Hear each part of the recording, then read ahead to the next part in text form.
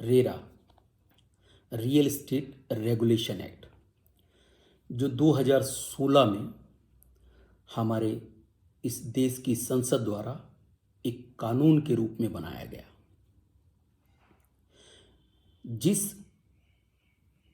Act का काम था कि जो रियल एस्टेट डेवलपर है और कस्टमर है, उन दोनों को अकाउंटेबल बनाया जा सके।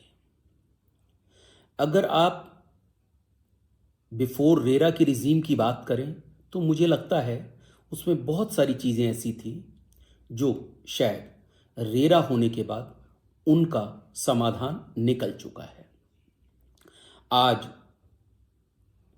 अगर कस्टमर पॉइंट ऑफ व्यू से कहें तो इसमें बहुत सारी चीज़ें रेरा के बाद ऐसी इंप्लीमेंट हुई हैं जिससे उसको काफ़ी फ़ायदा हुआ है, जिसमें सबसे बड़ी बात, आज जो भी प्राइस हम सेटल करते हैं उसका जो रेट है वो कारपेट एरिया के बेसिस पे होता है, और जो भी पैसा कस्टमर द्वारा दिया जाता है वो सब एक पर्टिकुलर अकाउंट के अंदर जाता है, जिसमें से 70% पैसा केवल कंस्ट्रक्शन के ऊपर लगाना अनिवार्य है।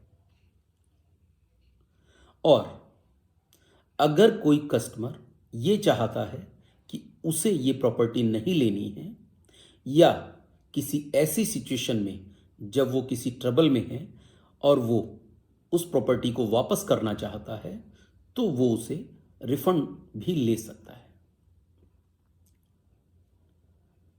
अगर आप रियल एस्टेट डेवलपर के एंगल से भी कहें तो मुझे लगता है ये एक बहुत बेहतर सिचुएशन है। जब आप किसी प्रोजेक्ट को लॉन्च करते हैं तो उस प्रोजेक्ट के अंदर अगर उसका रेरा रजिस्ट्रेशन है तो वो एक ब्रांड वैल्यू की तरह जाता है, क्योंकि जितने भी जो कस्टमर्स हैं आज सबसे पहले किसी भी प्रोजेक्ट को ये देखते हैं कि उसका रेरा रजिस्ट्रेशन हुआ है या नहीं। तो इससे उसकी जो अकाउंटेबिलिटी है वो ज़्यादा बढ़ जाती है, क्योंकि किसी भी नॉन रेरा रजिस्टर्ड प्रोजेक्ट को लॉन्च करने की परमिशन नहीं है। एक सबसे बड़ी बात, किसी भी इंडस्ट्री के अंदर अगर आप किसी भी इंडस्ट्री को अगर आप बेहतर बनाना चाहते हैं तो उसके ऊपर किसी ना किसी अनुशासन का होना बहुत ज़रूरी है। मुझे लगता है रेरा ने भी वही काम किया है कि आज जो डेवलपर इसमें मेला प्रैक्टिस करते हैं उनको कहीं ना कहीं सिस्टम से बाहर किया जा सके, और ऐसे लोग, ऐसे डेवलपर्स जो अपना कमिटमेंट पूरा कर सकते हैं या बेहतर प्रोजेक्ट बना सकते हैं, बेहतर क्वालिटी दे सकते हैं, उनको सिस्टम पर लाया जा सके। और जो कस्टमर अपने खून पसीने की कमाई उस डेवलपर के हाथ में फेथ कर कर देता है, उसको उसके सपनों का घर मिल सके। और मुझे लगता है जो रेरा है वो उसमें एक ब्रिज की तरह है, जो डेवलपर और कस्टमर में एक फेथ बनाने का काम करता है।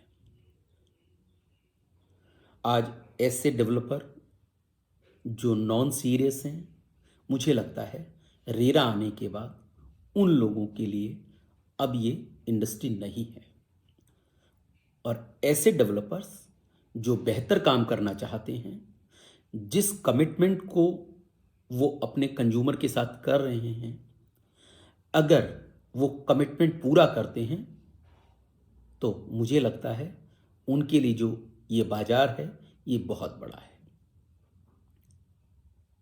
अगर रेरा एक्ट की बात करें तो इसमें जो मेजर प्रावधान हैं वो जितनी भी जानकारी आपके प्रोजेक्ट की है वो आपको रेरा अथॉरिटी को देनी होती ज़रूरी है। जितनी भी जानकारी है वो आपको रेरा अथॉरिटी को देनी होती है और रेरा अथॉरिटी अपनी वेबसाइट पर उसको पब्लिश करता है, तो जिससे जो भी कंज्यूमर है वो रेरा की वेबसाइट पर जाकर उस प्रोजेक्ट के बारे में पूरी जानकारी ले सकता है। क्या उस प्रोजेक्ट को सारी परमिशंस मिल चुकी हैं? क्या उसका बिल्डिंग प्लान अप्रूव हो चुका है? क्या जो प्रोडक्ट उसे बताया जा रहा है उस प्रोडक्ट को वैसे ही अप्रूव कराया गया है जैसा उसे सेल किया जा रहा है? और भी ऐसी बहुत सारी जानकारी साइट्स पर अवेलेबल होती है। तो ऐसे में जो कंज्यूमर का फेथ है वो कहीं ना कहीं बहुत बढ़ जाता है। दूसरा, टाइम टू टाइम आपकी कंस्ट्रक्शन की जो रिपोर्ट है वो आपको रेरा अथॉरिटी को सबमिट करानी पड़ती है, जिससे जो कंज्यूमर है वो कभी भी साइट पर जाकर, रेरा की वेबसाइट पर जाकर इसका अपडेशन ले सकता है। तीसरी बड़ी बात, जो भी कमिटमेंट उस डेवलपर ने किया है उस टाइमलाइन के अंदर उस प्रोजेक्ट को डिलीवर करना उसकी कंपल्शन है। अगर वो ऐसा नहीं करता है तो रेरा में पेनल्टी के प्रावधान हैं, वो आपको कंज्यूमर को पे करनी पड़ेगी। और ऐसे ही अगर कोई कंज्यूमर उस फ्लैट को या उस प्रॉपर्टी को नहीं लेना चाहता है तो या तो उसे पेमेंट देनी होगी या उसे उस फ्लैट को सरेंडर करना होगा। तो कुछ चीज़ें इसमें डेवलपर के लिए ज़्यादा बेहतर हैं, कुछ चीज़ें कंज्यूमर के लिए ज़्यादा बेहतर हैं, और मुझे लगता है इन नटशेल ये एक दूसरे के बीच में एक फेथ का ब्रिज है जो किसी भी इंडस्ट्री में किसी भी कंज्यूमर के लिए होना ज़रूरी है। आज रियल एस्टेट इंडस्ट्री इस मंदी के दौर से गुजर रही थी, उसमें जो रियल एस्टेट रेगुलेशन एक्ट का जो रूल है वो बहुत बड़ा रहा है, क्योंकि जो कंज्यूमर है उसका फेथ फिर से रियल एस्टेट मार्केट पर आया है। जो कंज्यूमर का फेथ है वो फिर से रियल एस्टेट मार्केट पर आया है। और अगर पिछले 3 से 4 साल की बात करें तो रियल एस्टेट मार्केट के अंदर फिर से एक उछाल देखने को मिला है।